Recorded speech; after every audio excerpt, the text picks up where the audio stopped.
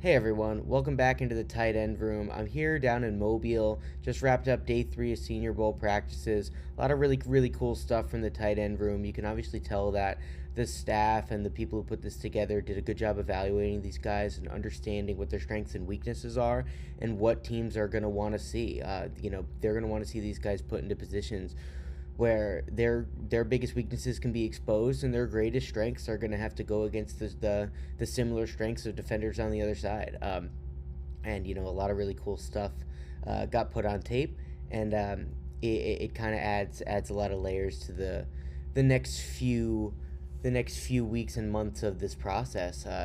So I wanted to take a look at some blocking, which is a little bit on brand for this publication, but it was really a point of emphasis for the staffs, as well as with specific players, just to see what happens when they're put in a real inline situation, because these guys are going to want to know what the limitations of their usages are.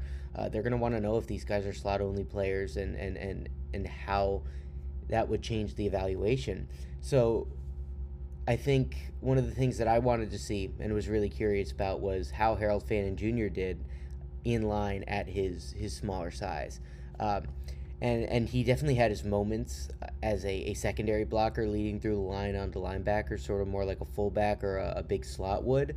But in line, it got a little hairy, and I think that teams wanted to see what that would actually look like, because Bowling Green really didn't put him in those positions a lot.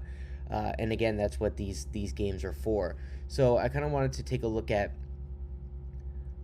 a rep from, I forgot whether this was day 1 or day 2, but from the team period of their practice. So if you notice here,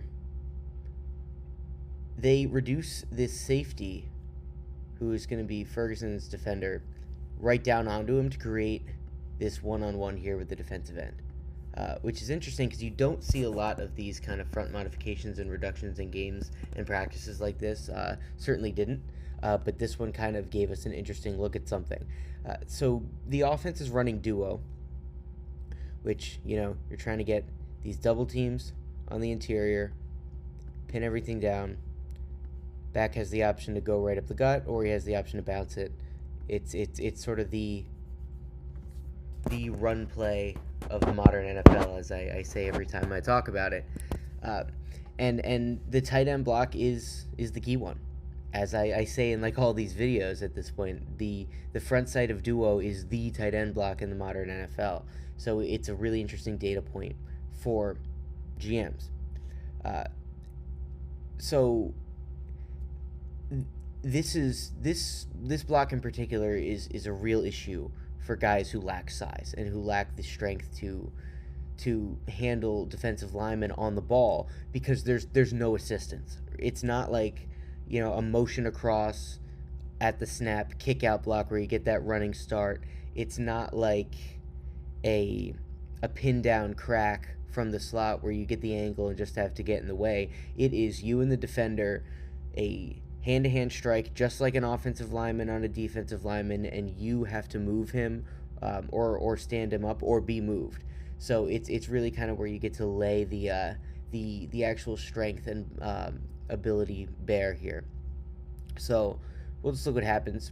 Uh, the initial strike from the defender is able to get him stood up and pushed back and collapse the front side of this play completely. So the running back is going to need that front side sealed to bounce properly. And if you could see there, he gets flagged for a hold. Otherwise, this defender was going to be able to make the tackle. So if we go to the end zone copy, you can really see it, right? He's got this defender on an inside shade. So for the tight end in duo, when that defender is straight up head up on you or inside like this, you have to be able to get a good block on him and wash him down front side, so that this alley outside here is clear for the back to bounce. If that defender is outside of you, like a stand-up outside linebacker would be, rather than a four-down D end who would be reduced head up on you or inside like this, then what you're gonna do is you're gonna base block him and try to turn him out so that the alley would be in here. That's not the case in this situation. That's a very hard block as well for a lot of the same reasons, even if it's a bit different geometrically. So we will get back to the play here and sort of check out what happens from the end zone. So he is trying to step down inside, push him off the ball, or at least stand him up enough that he can seal it, and prevent him from setting this edge, right? So what happens is that the defender wins the initial strike, and if we go back to the wide copy, you could see that, right? He gets his hands out, he has a lot of length on him, and he's able to stand him up and push him back into the play, right? So again here, he's just able to crush that front side edge, set it, and make the play if, not for that hold. So if we go to a tight end with more prototypical size, like Tyler Warren, who I think is certainly has a case to be the finest blocker, receiving aside completely at the position in this class, and you could see what you kind of need this block to look like. So the first step is able to get the hands engaged, have his weight behind him, and forklift him up so that he can seal that edge. Now, the running back doesn't end up bouncing because the read doesn't take him there, but if he did, that edge is sealed. Now, the safety comes down and is free because they didn't have a guy blocking it, and the RPO isn't designed to account for that, but that's neither here nor there. That's a scheme issue rather than, an execution issue by the front. If you just look at Warren, he's able to get his pad level proper, win that initial strike, stand him up, forklift him up, and seal that edge.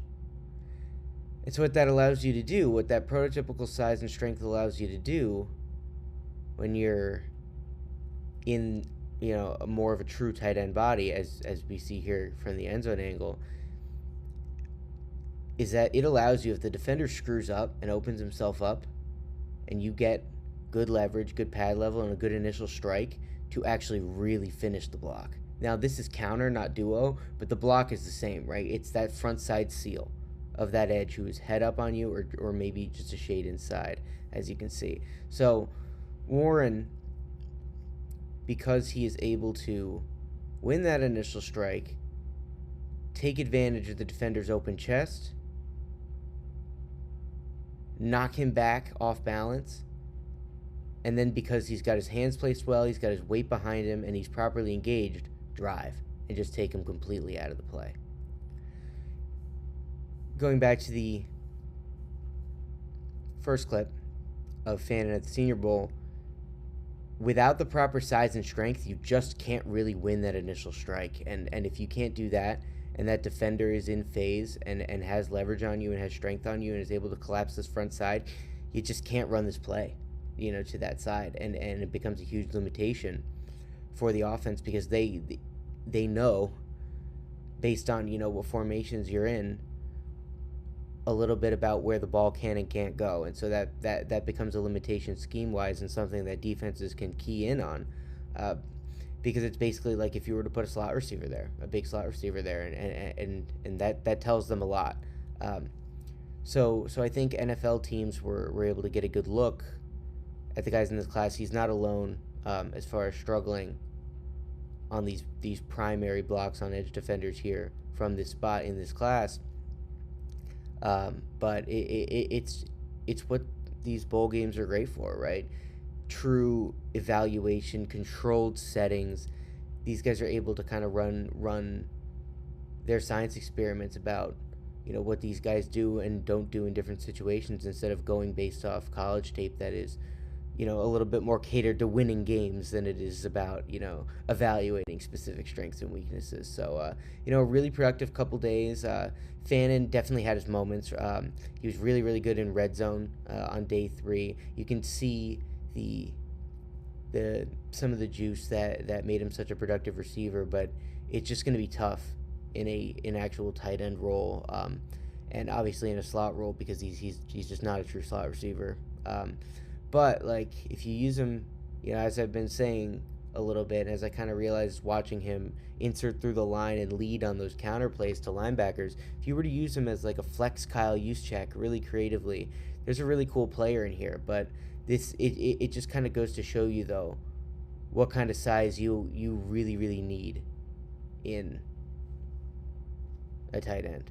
There's a reason that these these size these size parameters and benchmarks are really there, because NFL DNs are going to get a lot harder than even the ones in the Senior Bowl.